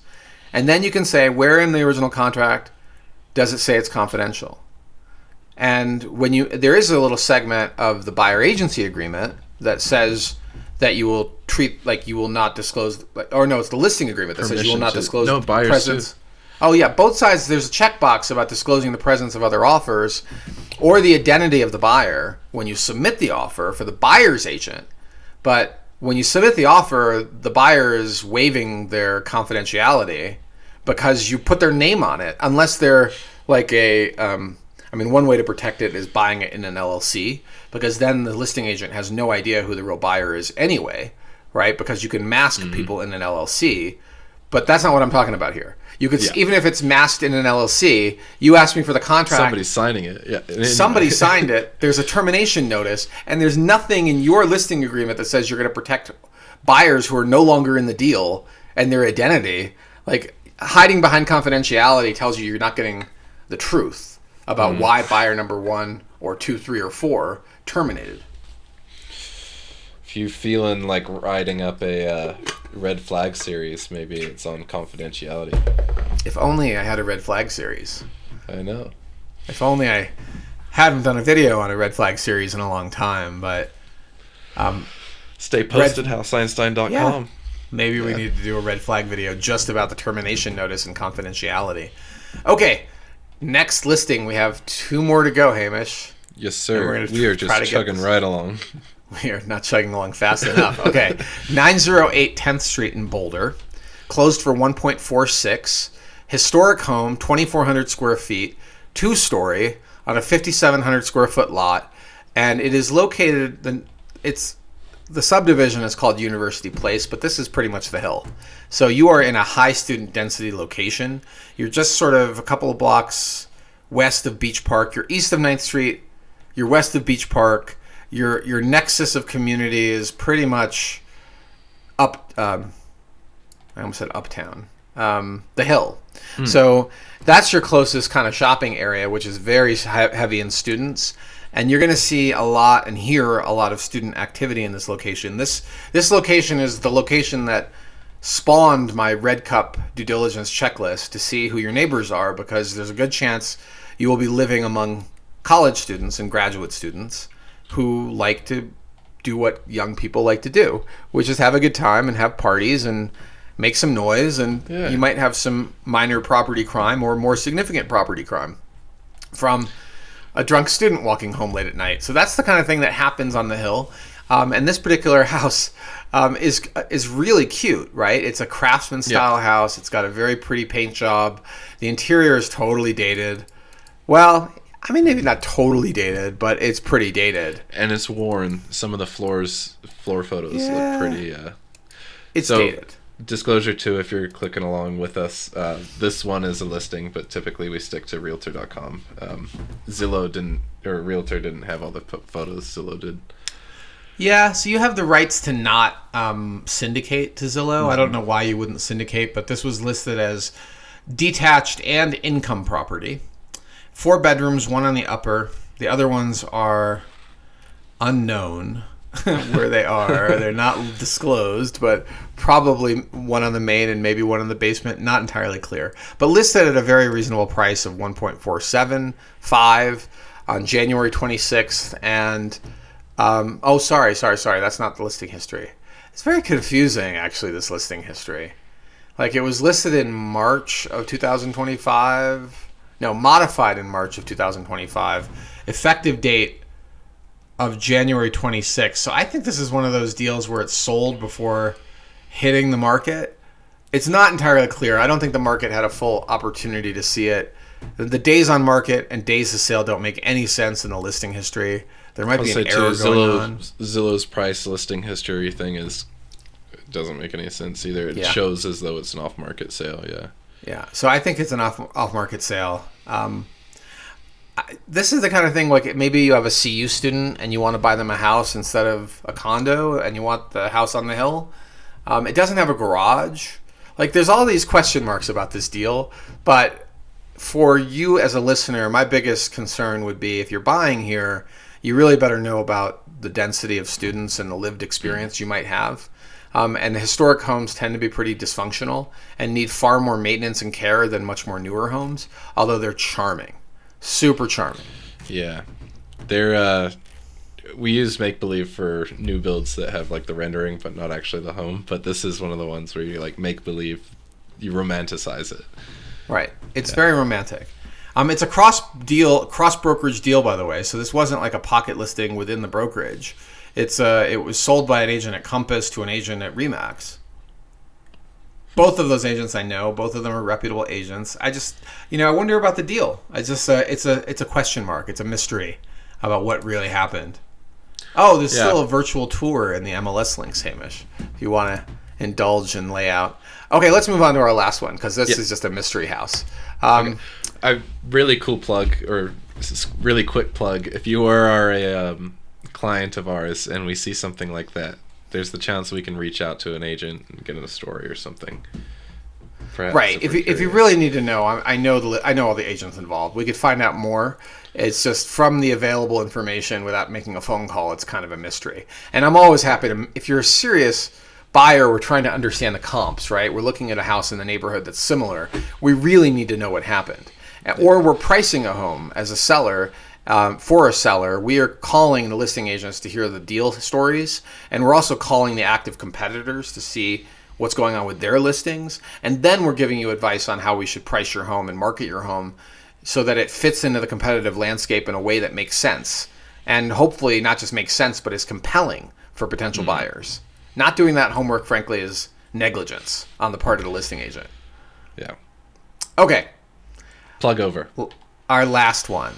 550 South 42nd Street in Martin Acres. Although actually, this is technically Majestic Heights, but it was listed as subdivision Martin Acres. That's fine. There are often mistakes on listings. It's a tri-level. It's on a 7,100 square foot, almost 7,200 square foot lot, 1,900 square feet, and it sold for 1.3, which, if it doesn't set a record for tri-levels in this location, it's darn close. Because tri-levels are not the most sellable design. A lot of buyers hate them. Bi-levels and tri-levels are less marketable than 2 stories and ranches, in my professional opinion. And this one had amazing work done. Like, all of the design of the home, the remodel of the home is so eye-catching and so well integrated in color choice, the finishes, the staging, the art. It's turnkey in a way that very few homes are at this price point, and that's why I think it hit that level. 1.3, 1.2, 1.3 sold for full list. 1.3, and the seller threw in some closing costs, did some sort of concession. We don't know what for. I happen to know the buyer's agent really well, who's super competent and somebody we loved working with. I know the listing agent as well. I think it's an absolutely beautiful house, and the photography even is well done, Hamish. I think this, although the lights are on in the photos, I will note that. I think that it's a gorgeous house. If it's not setting a record, it is darn close. And 3 days on market, full price, conventional deal, not cash, with a small concession by the seller to get the deal done. From a location perspective, it's sort of, how many houses in?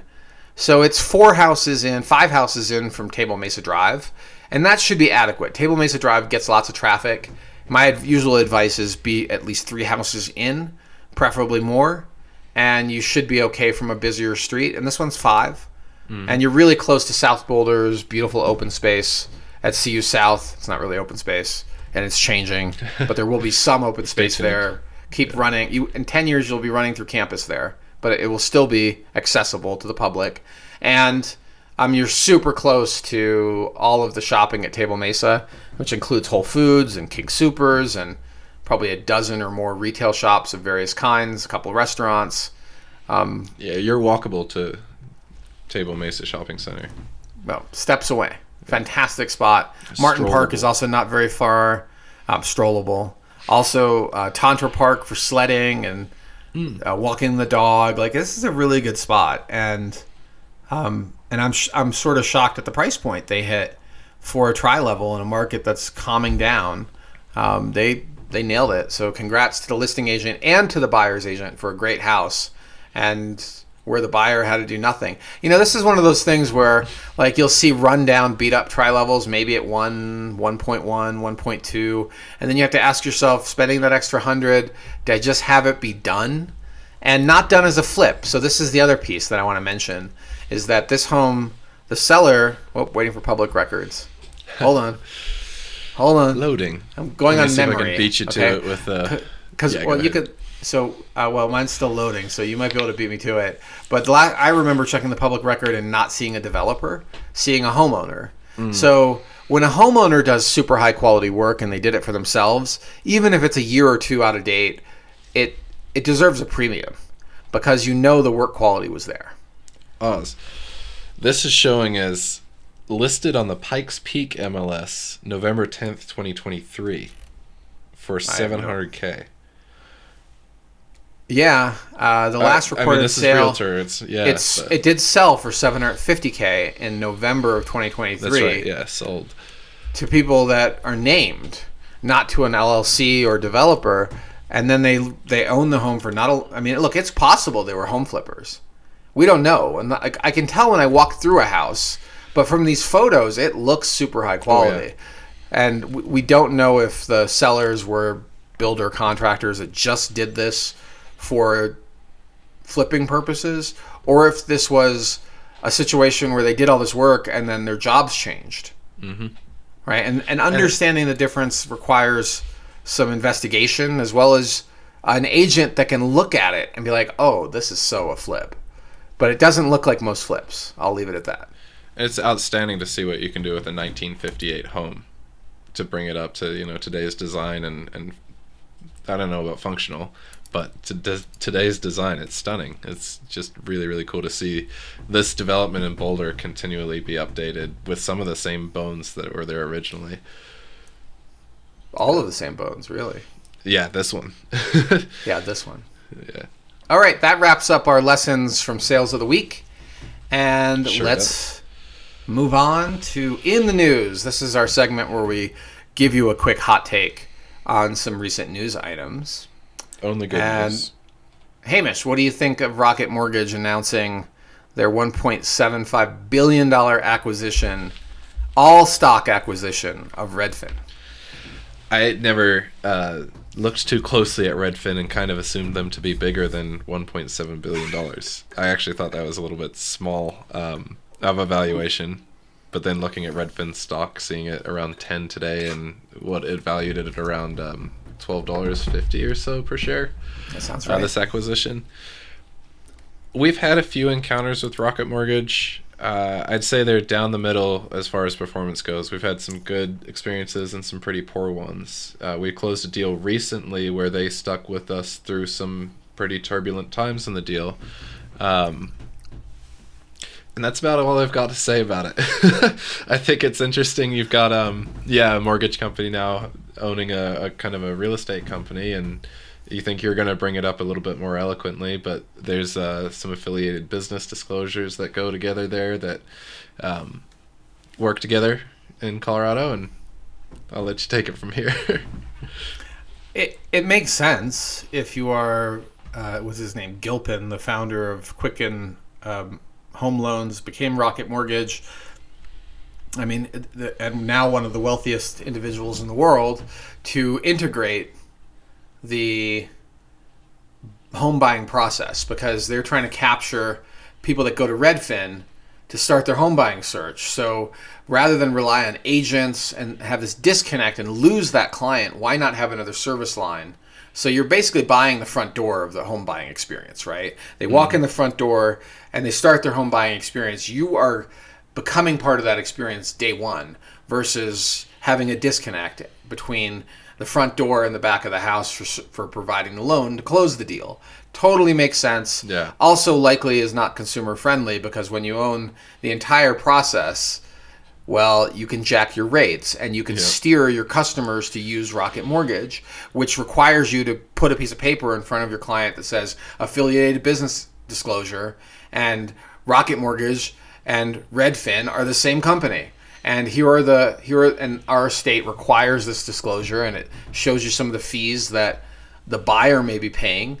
And even if you're the seller, you are required to have this disclosure in your packet.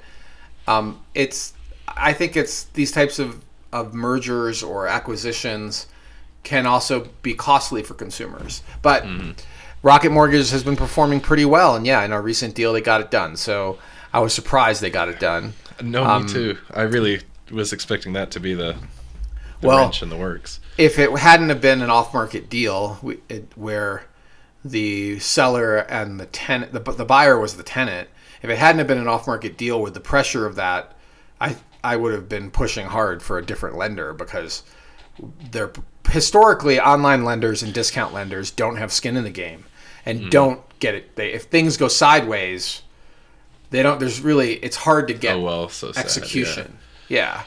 The local lenders like Elevations, on the other hand, have done incredibly well with execution.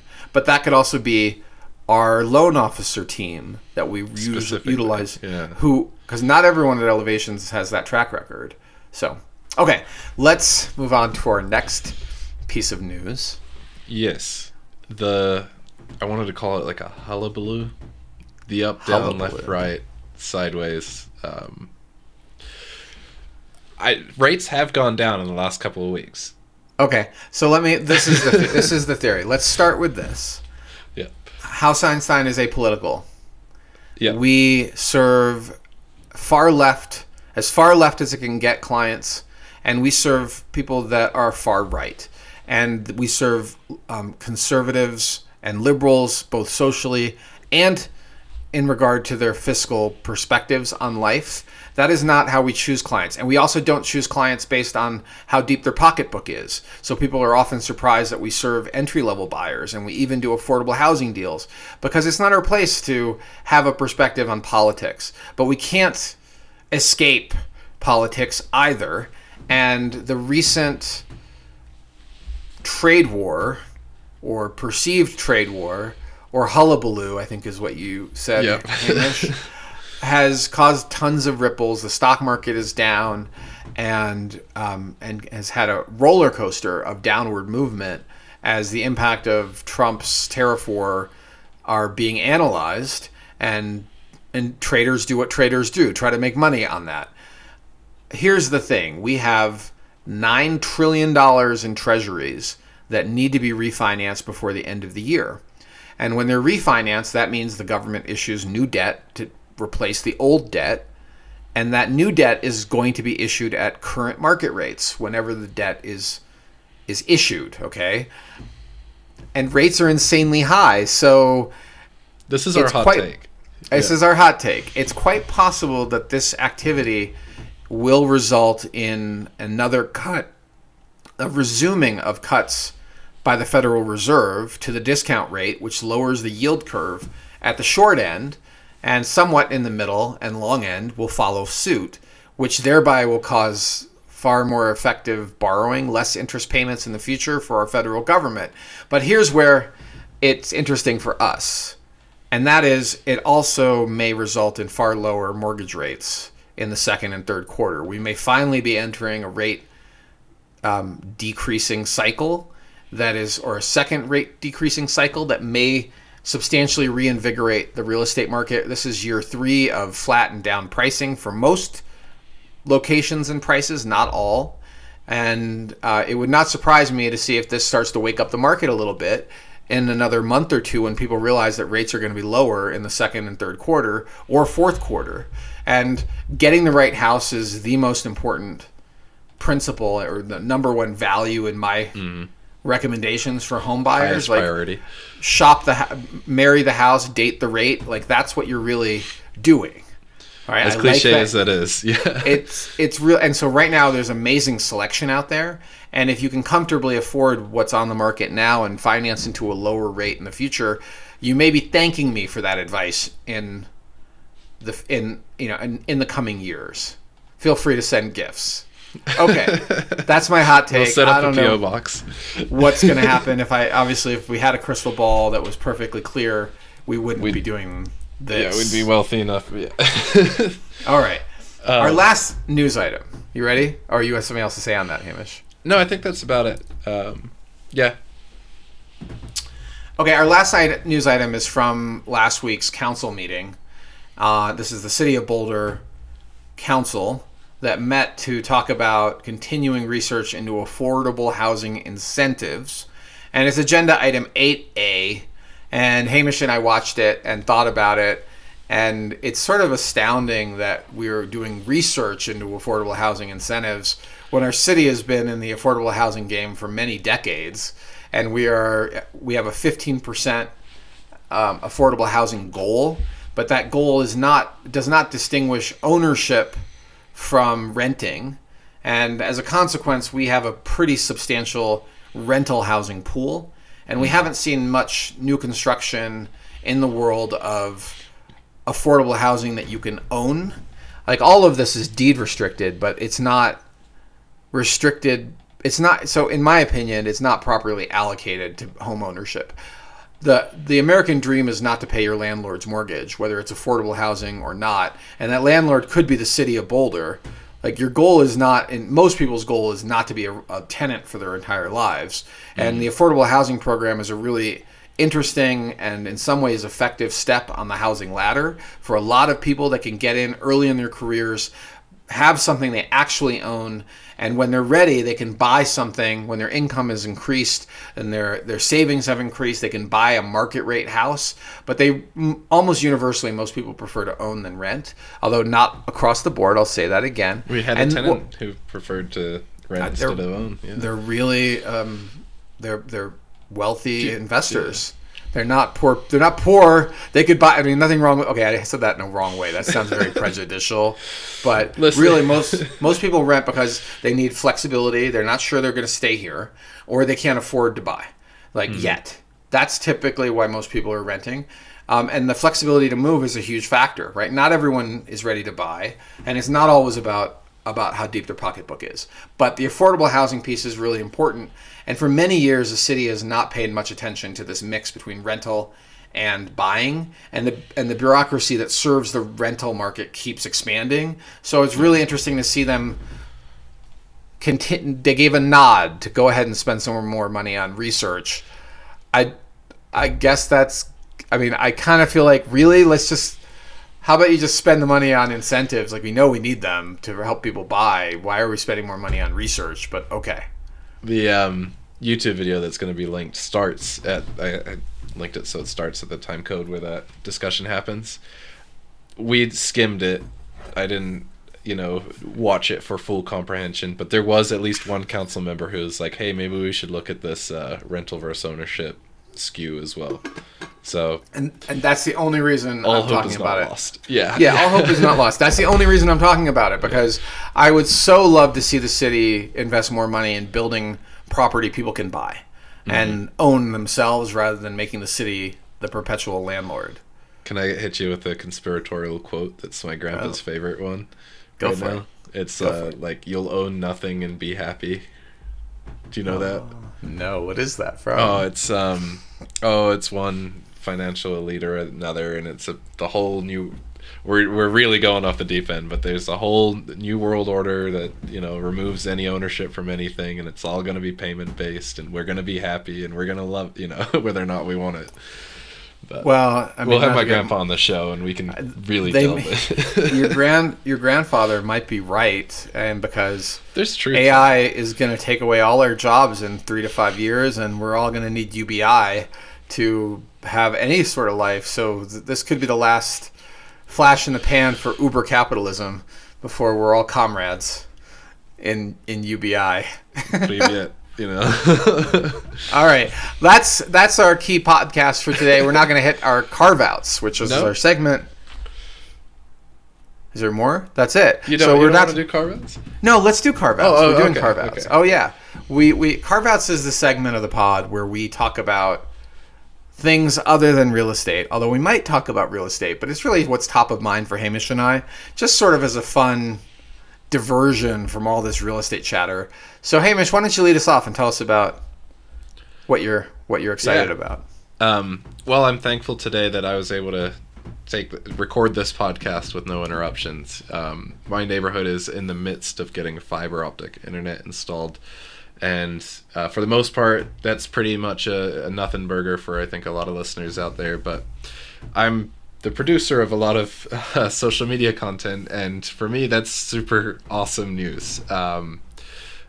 Typically I'm on, like, alternative to fiber optic would be coaxial cable, and the way that it's set up through our provider is the upload speeds are capped. So just as like a general rule of thumb, these podcasts take like roughly an hour to an hour 20 minutes to upload with my current provider. Once fiber's in, I ran the numbers, and it's like 5 minutes or less to upload an entire 1080p hour and a half or longer podcast, which is just quality of life, to be completely honest with you. It's going to be so much nicer to get things up and moved around and using the internet to its full limit, so to speak. I'm really stoked for that. So Osman and I, we were using Ian's from the team's internet for a while because he has fiber down in South Boulder, and it was just one of those things where you like use it and you're like, holy cow, this is insane. And just having that at the house, I'm really stoked for. So yeah, that's about it. They had a boring machine out front of the house yesterday, and there are a couple guys digging in the back of the house yesterday as well.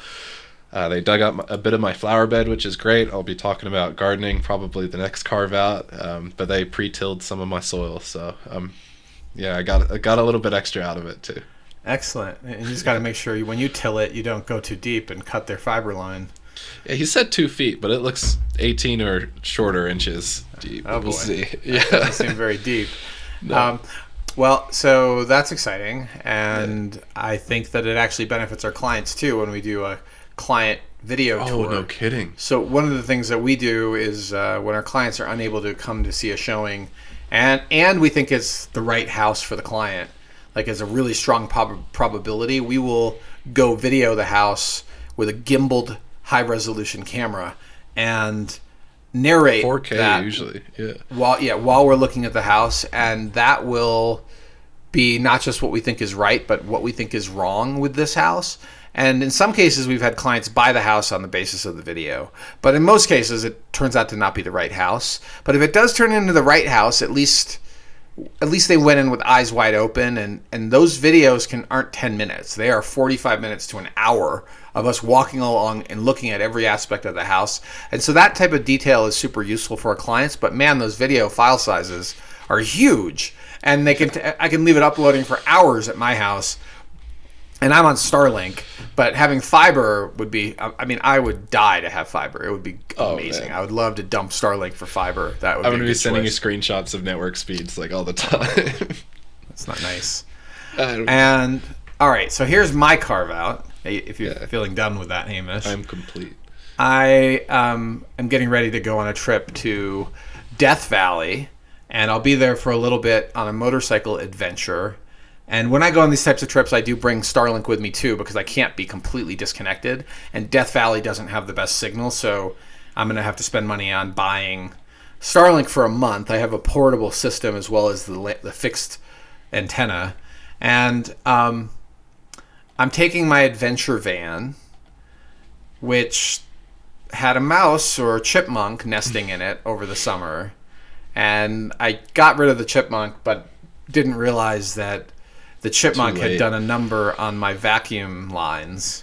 And these vacuum lines operate the HVAC, so the van had defaulted to defrost mode, which sucks if you're trying to heat it or cool it for your body. You're just getting entire heat on the windshield. Open cabin. Yeah. Yeah, well, this van has rear heat too. But still, it's like, it's just a fact of life for mountain living, and mice and chipmunks are here. The previous owner had a cat and said he never had a problem. We don't have a cat currently, although there might be one coming in our future, and that might have been the straw that broke the camel's back. But dealing with some of the unexpected things with mountain living, if the seller says they've never had a mouse issue, they're probably lying, because they're everywhere up in the mountains, and they do like to nest in nice little warm places. and vehicles are a target. So if you don't have a garage, like my van is too big to put in the garage, it has to live outside, you are much more likely to have a rodent issue. And they don't usually get inside the vehicle, but they start to really destroy wiring and things under the hood, and it's just shout out to Napa on Arapahoe, because they had the right size vacuum lines, and I bought a cheap reservoir off of Amazon, a vacuum reservoir. So I had to find the source of the original vacuum, connect to that, run that under dash with a bicycle cable to get it through, and the bicycle cable is the perfect diameter. You're fishing with it, yeah. Inside the vacuum line. So I threaded the vacuum line over the bike cable, pulled it back through the dash, and it took a few tries, but got it done in the parking lot at Napa, and got hooked up to the vacuum I'm driving reservoir, home without HVAC. tucked it in, and shout out to the employees of Napa with their little toolbox to let me borrow a few things, and got it done. So the van is ready to rock and roll. And our clients, of course, I'll have Starlink if we're writing offers and negotiating deals. I will not leave you hanging, but our team, including Hamish here, might have you for a showing instead of me. So that's my Carveout, and a victory story. And I think it's time to wrap up. Hamish, do you want to do the roll call? Yeah, it might be a little rusty here, but you made it. Roughly 1:56 on our time. I'm sure with some cuts it might be a little bit lower. Dear listener, thank you for making it all the way to the end. By now you've heard us plug our YouTube. You've heard us plug our website. We're going to do it again and tell you about our other social media as well. So houseeinstein.com. We have a newsletter tab right now. It'll be the content tab in the future. Check that out. That's where we talk about active listings, things we can't necessarily say publicly, so you have to sign up on the website there. Our social media, YouTube, we've got a lot of fantastic neighborhood guides, some long format content, and a few other little tidbits that are helpful, and I think we're going to be releasing some different things coming forward too. So check out our YouTube, make sure you're subscribed there. Instagram, Facebook, and X, you can stay up to date with some of our more latest things, and we post some pretty things, so it's always good to keep us top of mind. Check us out and give us a follow. Thanks for joining us, and catch you next time. Thanks a lot. We'll catch you next time.